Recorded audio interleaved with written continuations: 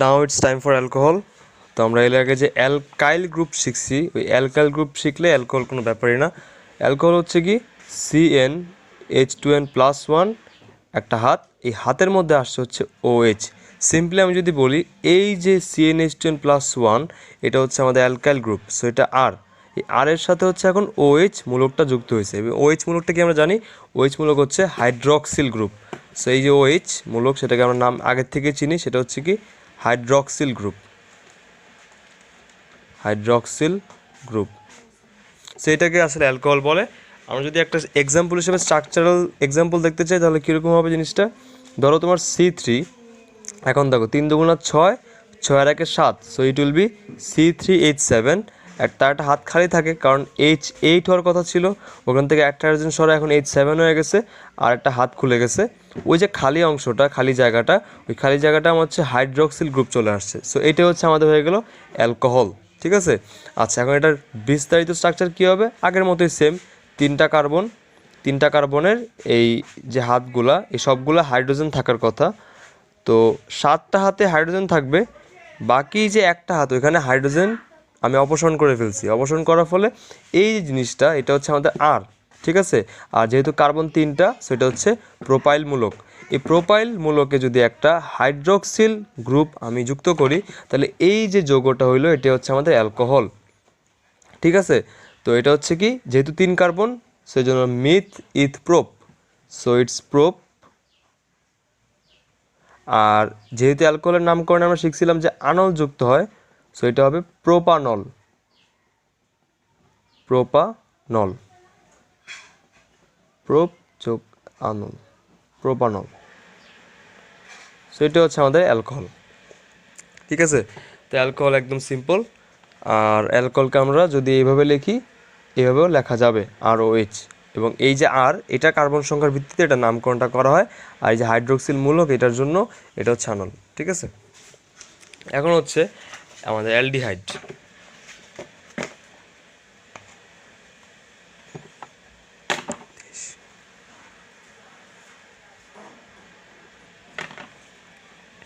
এখন হচ্ছে অ্যালডিহাইড।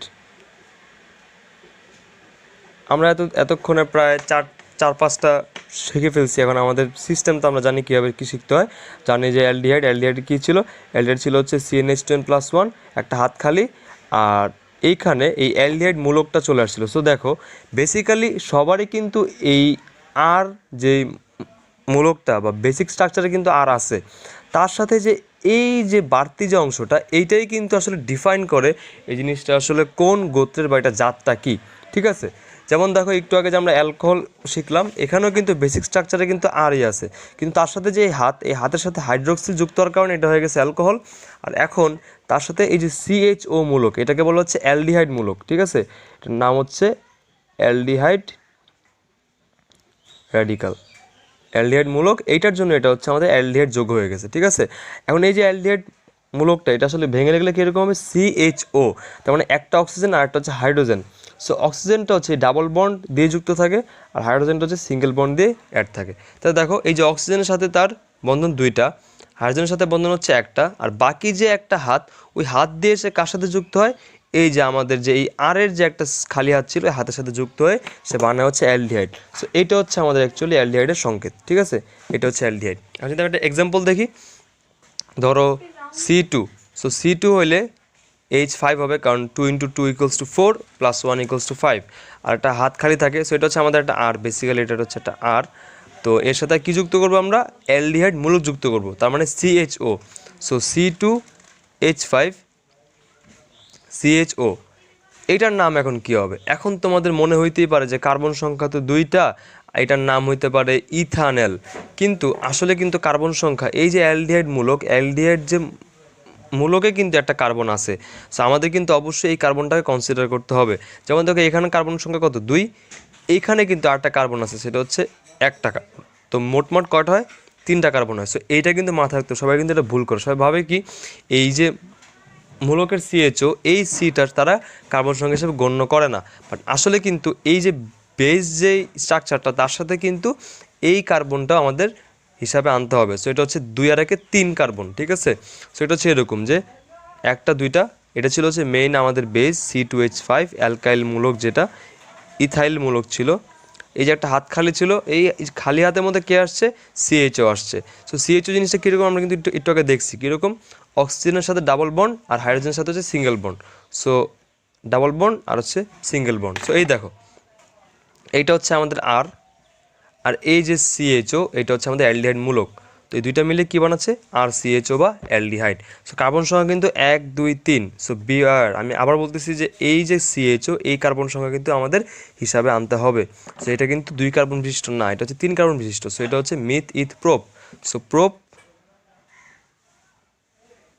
বলছিলাম ওই আনেল যুক্ত করতে হবে, অ্যালডিহাইডের ক্ষেত্রে কি যুক্ত করতে হবে, anal. So it will be প্রোপানেল।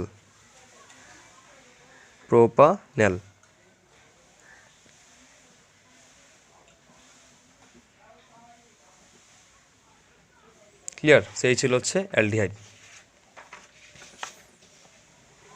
এখন হচ্ছে কার্বক্সিলিক অ্যাসিড।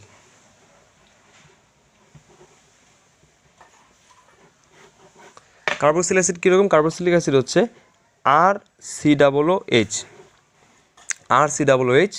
সো আর তো আমরা এই নিয়ে অনেকবার দেখছি, এখন যে COOHটাকে চিনবো। অক্সিজেন এখন দুইটা, ডাবল ও মানে দুইটা অক্সিজেন, একটা অক্সিজেন হচ্ছে ডাবল বন্ড আর আরেকটা অক্সিজেন হচ্ছে সিঙ্গেল বন্ড। আর এই অক্সিজেন জানি আমরা একটা অক্সিজেনের হাত হচ্ছে দুইটা। সো একটা হাত কার্বনের সাথে আরেকটা হাত থাকবে হাইড্রোজেনের সাথে। তো এইটাই হচ্ছে আমাদের কার্বক্সিল মূলক। ঠিক আছে, এটা হচ্ছে কার্বক্সিল মূলক। সো আর এর সাথে যদি COOH থাকে তো এটা হয়ে যাবে জৈব অ্যাসিড বা কার্বক্সিলিক অ্যাসিড। আর নামকরণটা কী হবে, নামকরণটা হচ্ছে ধরো C3H, অবশ্যই 3 দুগুণা 6 এর 7, C3H7 আর COOH। তো এখানে 3টা কার্বন, এখানে 1টা কার্বন, মোট কটা হলো, 4টা কার্বন হলো না? ঠিক আছে, সেটার নাম কী হবে, মিথ ইথ প্রো বিউট। সেটা হচ্ছে বিউটানোইক অ্যাসিড। ঠিক আছে, নামকরণটা বুঝতে পারছি, আনোয়িক অ্যাসিড। সো এটা হচ্ছে বিউটানোইক অ্যাসিড।